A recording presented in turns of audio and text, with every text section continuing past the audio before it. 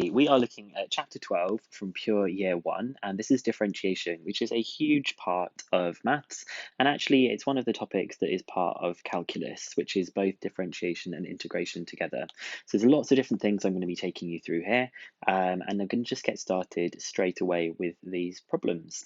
So differentiation is all about finding the gradient of curves, and the gradient of curves is really important because it's often telling us about the rates of change, which is really useful in lots of real life situations. You'll see that as we get towards the end of this chapter though. So the gradient function.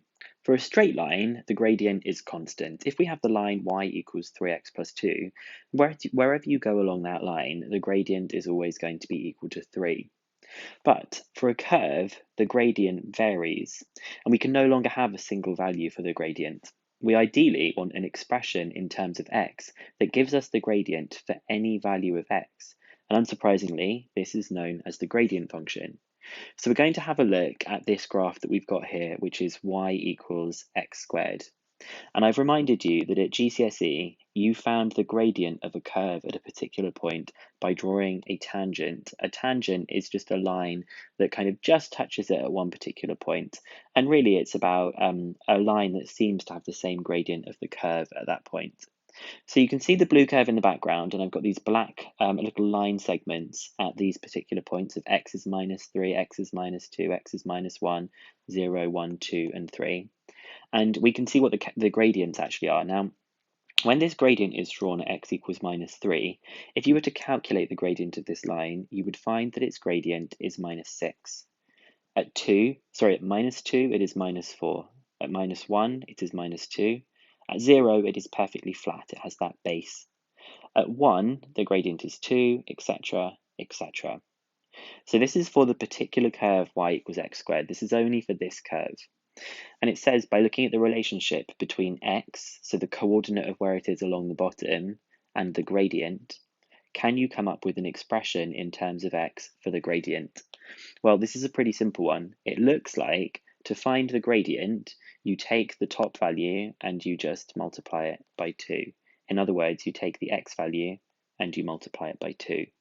So for the curve y equals x squared, the gradient is 2x, because as you move along this curve, the gradient is going to be changing according to the value of x that it has. Well, let's see if we can actually find the gradient function for other things, because we only did it for x squared here. So the question is then, is there a method to work out the gradient function without having to draw lots of tangents and hoping that we can spot the rule? Like in this table, it was just an obvious spot that it multiplied by 2. So to approximate the gradient on the curve y equals x squared when x equals 5, we know that the gradient when x equals 5 is going to be 10 because it's 2 times 5. What we could do is we could pick a point on the curve which is just slightly to the right and then find the gradient between the 2 points. So instead of finding the gradient of this blue line here, we're instead going to find the gradient of this straight line that is connecting together 2 points that are quite near each other on the graph.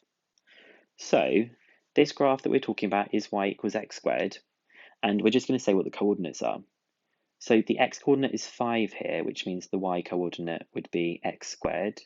The x coordinate is 6, so the y coordinate would be 6 squared, which is 36.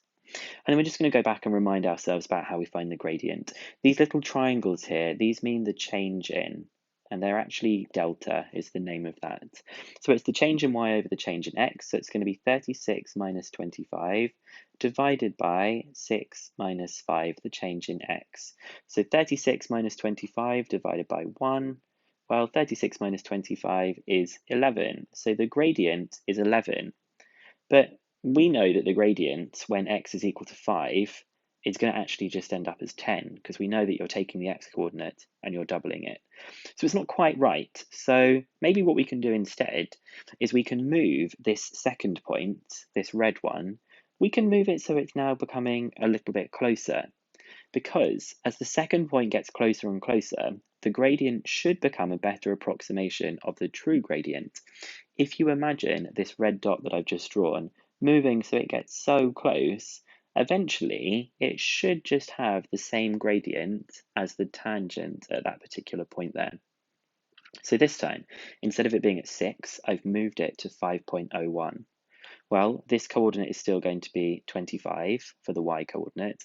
The next one is going to be 5.01 squared. So I'm going to do 5.01 squared, which is 25.1001. 25.1001. And now we're going to find the gradient, which is the change in y. So that's going to be 25.1001 minus 25 divided by the change in x, which is 5.01 minus 5. So that is going to be 0.1001 divided by 0.01. So let's take the 25 off there, and I'm going to divide it by 0.01, and we get 10.01. So look how much closer it's got. We know that the true gradient is going to be 10 because of the pattern that we spotted. When it was further away at 6, the gradient was 11. When we brought it to 5.01, it was 10.01. But we want to know what the true gradient is, and it's not quite clear from this bit. So that we've just looked at is what we would call a numerical method. A numerical method is a bit like trial and error. It's where you're just trying out different numbers. And so this gives us a numerical method to get the gradient at a particular value of x, just for when we were saying that the x coordinate was 5. But it doesn't give us the gradient function in general. So let's use exactly the same method, but we're going to keep x general, so it's not going to be 5 anymore, we're just going to call it x. And we're going to make the small change, which was previously 0.01, we're going to call that small change h. So here, we said that the small change was 0.01. That's how much the x coordinate had increased by. So this is the most important part so far. We're just going to concentrate really carefully on us filling these in. So looking at these coordinates we've got here, it's the same y equals x squared. If it's x here, then the y coordinate is going to be x squared. But if we've now changed it, so it's moved along x to the right, then we're going to say that it's x plus, sorry, not x to the right, h to the right. It is now x plus h. And the y coordinate is going to be x plus h all squared.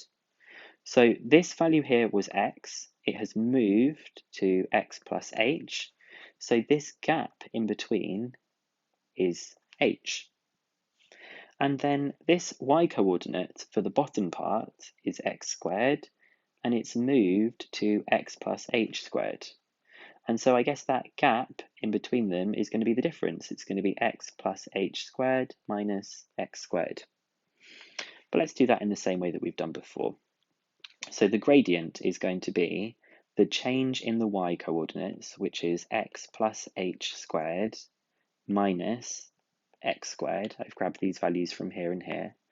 And then I'm going to do the change in the x coordinates, which is x plus h minus x.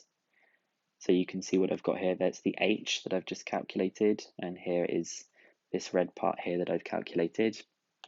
But I'm going to add something in at the beginning. I'm going to add in that the gradient is the limit of this as h approaches 0. Let's just explain what this means. The limit, LAM, means the limit of the following expression as h tends towards 0. So the gradient is going to be this expression when h becomes very, very, very, very, very small.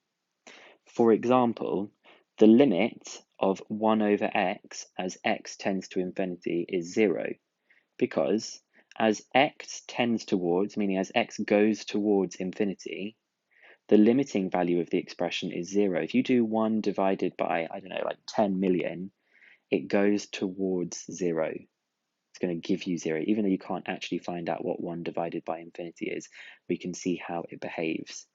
So we're doing the same thing here. We're going to say, how does this expression behave when h becomes really, really, really small? So I'm going to keep saying, how does the expression behave when h goes to 0? And then I'm going to do some algebra. So x plus h squared is going to be x squared plus 2xh plus h squared minus x squared. So this bit here that I've got in red was this bit expanded. And that's all going to be divided by x plus h minus x, which is just h. Well, there's a few things that have happened here. First of all, I've got an x squared and I'm subtracting an x squared, so they're going to disappear.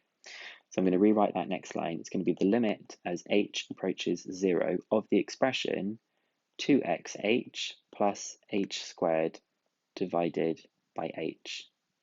And we know that we can split that into two bits. So we can say it's the limit as h approaches 0 of 2xh divided by h plus h squared divided by h. You get bored of writing this limit as h goes to 0 at the beginning, but it is important. And you can see here that those h's are going to cancel, and h squared divided by h is just h. So it is the limit of this expression of 2x plus h. And so here's the last part. We're saying that as h goes to 0, this is going to become 0. So this whole expression, when h becomes 0, is just going to be 2x. So this is now the stage I've written. The h here disappears as h tends towards 0, i.e. we can effectively treat it as 0 at this point. So we've come up with the idea of 2x. For the gradient function, for the function y equals x squared, the gradient is 2x, which is exactly what we said at this stage here.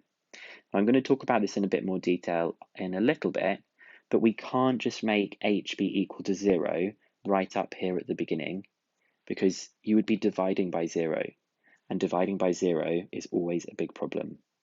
So I'd like you to have a go now at exercise 12A, which is just exploring the idea about how you might find the gradients between 2 points. We're going to make differentiation be a little bit formalized than this soon.